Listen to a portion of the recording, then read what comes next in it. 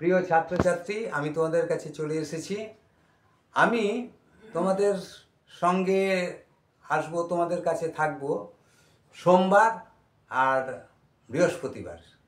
আজ সোমবার তোমাদের কাছে চলে এসেছি। আজ আমরা আলোচনা করব টেন্স নিয়ে। টেন্স মানে TENSE, টেন্স। টেন্স মানে কাল। আমরা যখনই কোনো কাজ করি না কেন সেটা কোনো কালে সম্পন্ন হয়। তাই আমরা জানব টেন্স কাকে বলে। ক্রিয়া সম্পন্ন হওয়ার সময়কে টেন্স বলে। টেন্স তিন প্রকার: প্রেজেন্ট টেন্স মানে বর্তমানকাল, পাস্ট টেন্স মানে অতীতকাল, ফিউচার টেন্স মানে ভবিষ্যৎকাল। বর্তমানে কোনো কাজ হয় বা হচ্ছে বুঝাতে প্রেজেন্ট টেন্স হয়।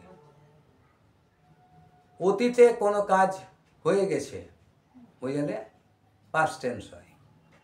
ভবিষ্যতে কোনো কাজ হবে বুঝাতে ফিউচার টেন্স হয়।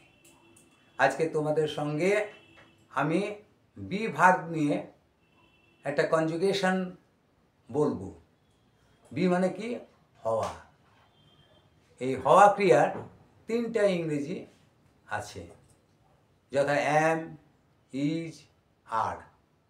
এই অ্যাম, ইজ, আর এগুলো কর্তা অনুসারে বসে। আমরা দেখব এবার কার সঙ্গে অ্যাম বসে, কার সঙ্গে ইজ বসে, কার সঙ্গে আর বসে। তোমরা শোনো, এগুলো পড়বে এবং মনে রাখবে। আমি হই বা আছি, আই অ্যাম। তুমি হও বা আছো, ইউ আর। সে হয় বা আছে, হি ইজ। আমরা হই বা আছি, উই আর। তোমরা হও বা আছো, ইউ আর।